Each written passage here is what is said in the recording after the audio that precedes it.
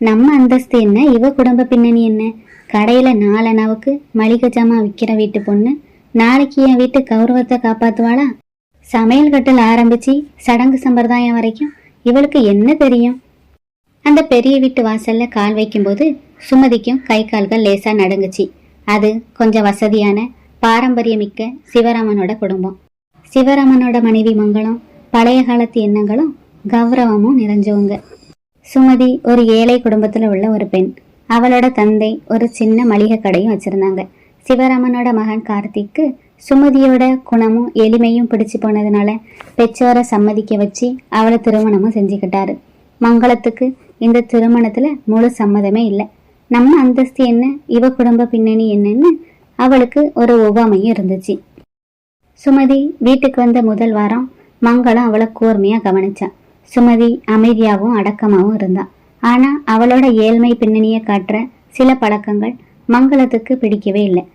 துணிகளை சிக்கனமா பயன்படுத்துறது, சமையல்ல ஒரு பருக்க கூட வீணாக்காம இருக்கிறதுன்னு எல்லாத்துலயும் அவளோட எளிமையும் தெரிஞ்சிச்சு.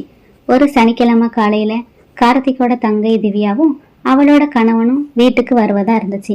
திவ்யா நகரத்துல பெரிய ஐடி நிறுவனத்துல வேலை செய்றவ. நவீன உணவுகளையும் ஆடம்பர வாழ்க்கையையும் விரும்புறவ. மங்களம் சுமதிட்டையும் சொன்னாங்க, சுமதி, இன்னைக்கு திவ்யாவும் அவ மாப்பிளையும் வராங்க. அவங்களுக்கு பிடிச்ச மாதிரி வித்தியாசமா கொஞ்சம் ரிச்சா ஏதாவது சமைக்கணும். உனக்கு அந்த மாதிரி மாடர்ன் சமையல்லாம் தெரியுமா, இல்ல வெறும் சாம்பார் ரசம் மட்டும்தான் வைப்பியா அப்படின்னு கொஞ்சம் ஏளனமா தோணிச்சது அவங்களோட குரலும். சுமதியும் புன்னகையோட எனக்கு தெரிஞ்சதை சிறப்பா செய்யறதுன்னு சொன்னான். திவ்யாவும் அவளோட கணவரும் மத்தியானமும் வந்தாங்க. மங்களம் எதிர்பார்த்தபடி அவங்களுக்கு பாரம்பரிய உணவுகள் விரும்பவே இல்லை. அம்மா, இன்னைக்கு வீக்கெண்டு, வெளியில ஏதாவது ஆர்டர் பண்ணலாமா? இந்த ஊர்ல புதுசா ஒரு இத்தாலியன் ரெஸ்டாரண்ட் ஓபன் பண்ணிருக்காங்களாமே. பாஸ்தா, சீஸு, கார்லிக் பிரெட்டு, அப்புறம் நல்ல சீஸியான ஒரு இத்தாலியன் பீஸா சாப்பிடலாம் போல இருக்குமா அப்படின்னு திவ்யாவும் சொன்னான்.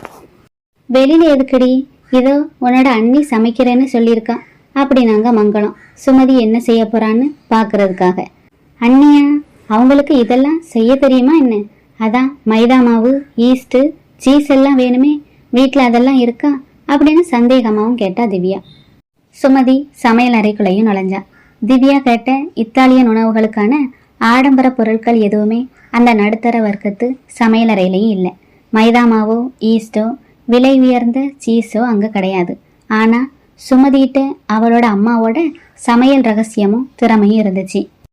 அவளும் யோசிச்சா, ஏன் நம்ம ஊர் பாரம்பரிய பொருட்களை வச்சு அவங்க கேட்குற மாடர்ன் உணவை செய்யக்கூடாது? கார்லிக் பிரெட்டுக்கு முதல்ல வீட்டில் இருந்த சாதாரண பிரெட்டு துண்டுகளை எடுத்தா. பூண்டை நல்லா நசுக்கி வீட்டில் உருக்கிய பசு நெய்யோட கலந்து லேசா மிளகுத்தூள் தூவி தோசைக்கல்ல முறுமுறுப்பாக வறுத்தெடுத்தா.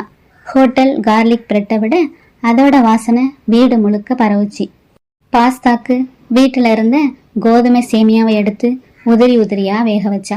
கடாயில நல்லெண்ணெய் ஊற்றி பொடியா நறுக்குன வெங்காயம், தக்காளி, கொடமிளகா, அப்புறம் வீட்டில் இருந்த மசாலா தூளையும் சேர்த்து வதக்கி அதில் அந்த சேமியாவையும் கலந்து டெசி மசாலா பாஸ்தாவாகவும் ஆச்சுனான்.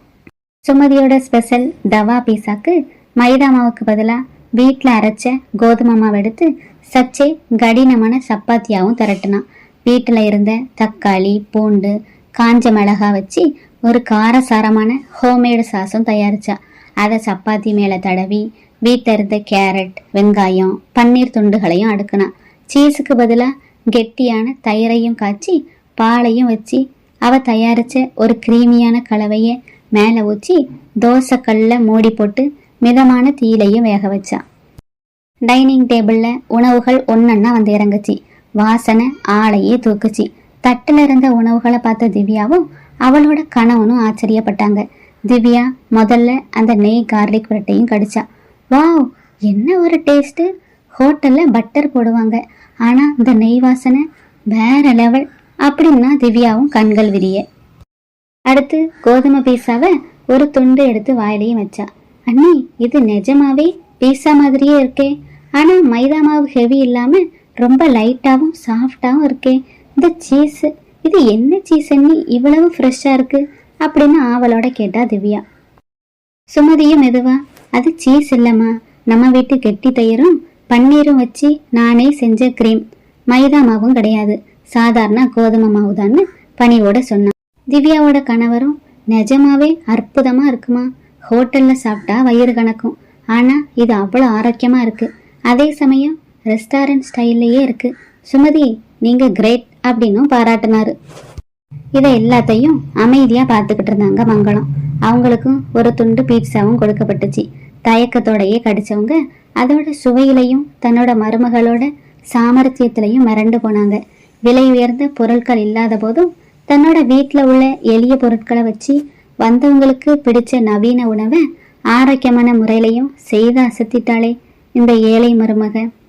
ஆடம்பரத்தை விட கையில் உள்ளதை வச்சு சிறப்பாக்குற அவளோட குடும்ப பின்னணியும் சிக்கனமான திறமையும் தான் உண்மையான கௌரவங்கிறத அவங்களும் புரிஞ்சுக்கிட்டாங்க.